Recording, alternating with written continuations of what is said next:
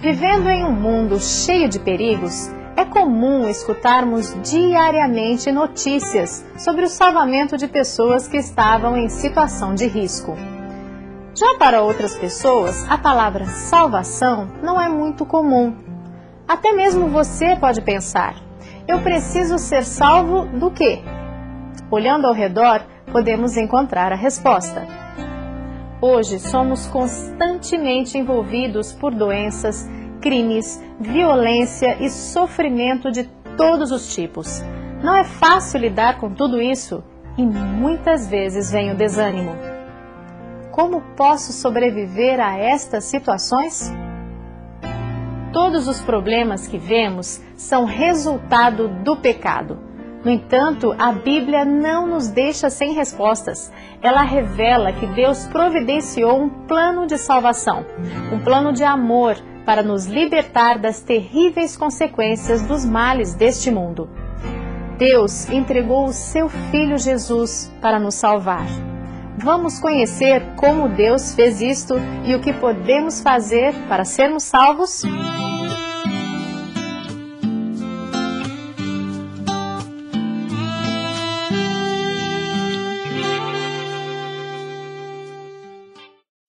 Qual foi o resultado final do pecado? Romanos 5:12 afirma: portanto, assim como por um só homem entrou o pecado no mundo, e pelo pecado a morte, assim também a morte passou a todos os homens, porquanto todos pecaram. O texto é claro. Todos os seres humanos estávamos condenados à morte. A Bíblia afirma: não há justo nem sequer um. Não há quem busque o bem. Todos pecamos, todos estávamos condenados à morte, pois o salário do pecado é a morte. Vem a pergunta: pode você sozinho resolver o problema do pecado?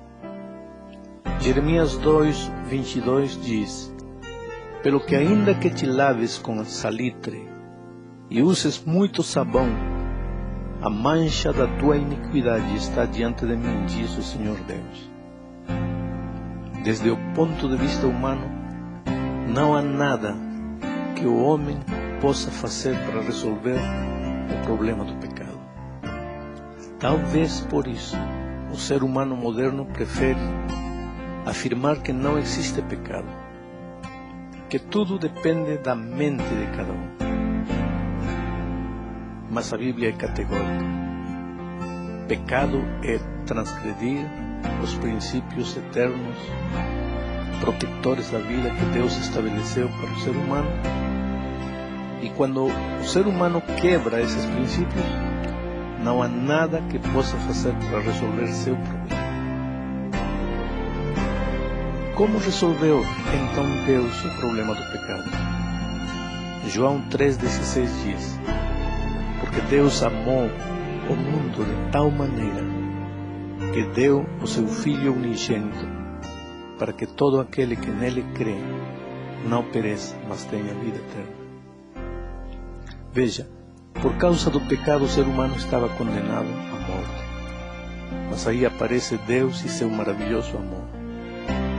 Por amor, Ele entrega seu Filho para morrer na cruz do Calvário. Jesus não merecia morrer. Não tinha por que morrer. Ele veio a este mundo, foi tentado em tudo, mas não pecou. Ele merecia a vida. Mas o ser humano sim tinha pecado e estava condenado à morte. Agora Deus, por amor, permite uma troca na cruz do Calvário. A morte que nós merecíamos, Jesus toma para si.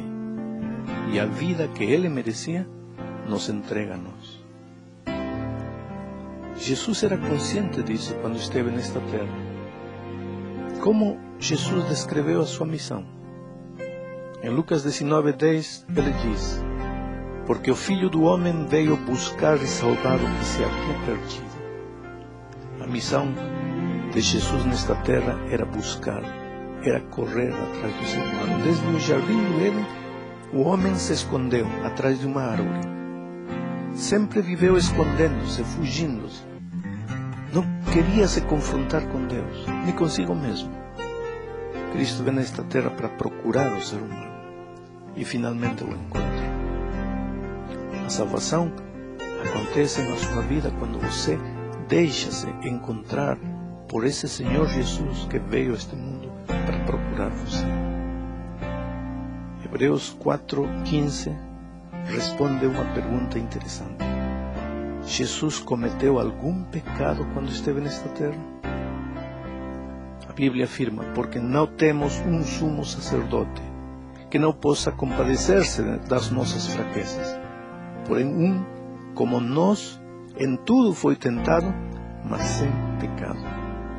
Portanto, como já afirmamos antes, ele merecia a vida, porque não pecou. E como pagou Jesus a nossa dívida?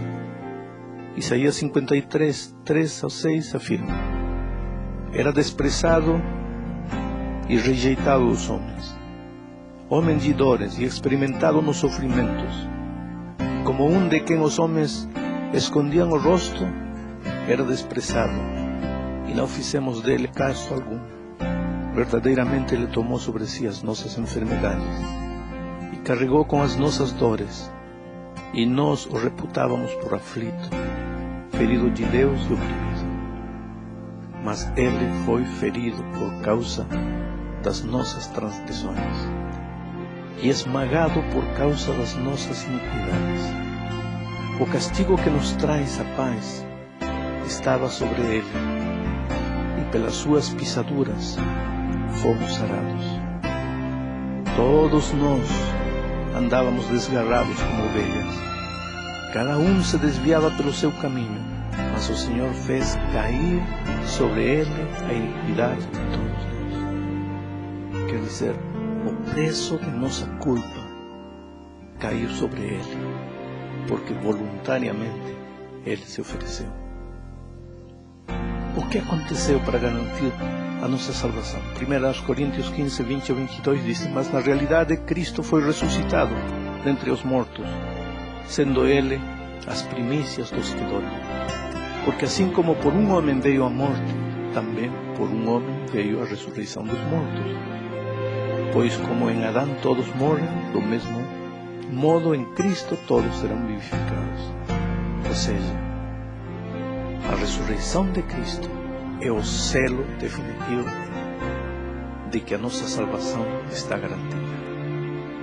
Porque se Cristo simplesmente tivesse morrido e não tivesse ressuscitado, o diabo tinha todo o direito de pensar que ele tinha vencido.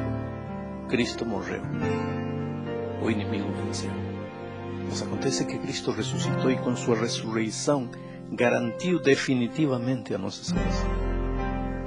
E agora, depois de conhecer a oferta de salvação através de Cristo, Ele espera que você primeiro creia nele de todo o coração. Em segundo lugar, que você o aceite como seu único e maravilhoso Salvador. E em terceiro lugar, que você abra a porta de seu coração. Apocalipse 3:20 diz: eis que estou à porta e bato. Se alguém ouvir a minha voz e abrir a porta, entrarei em sua casa, e com ele cearei, e ele comigo.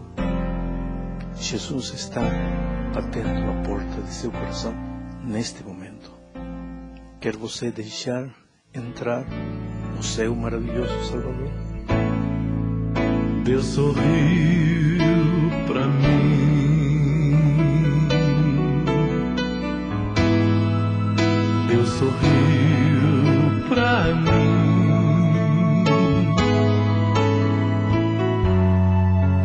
Ele me salvou.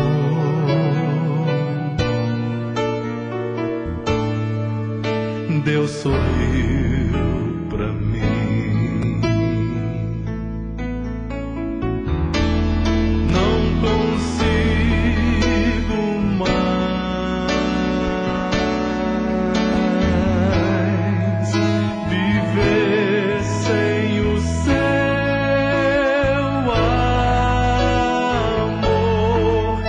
Deus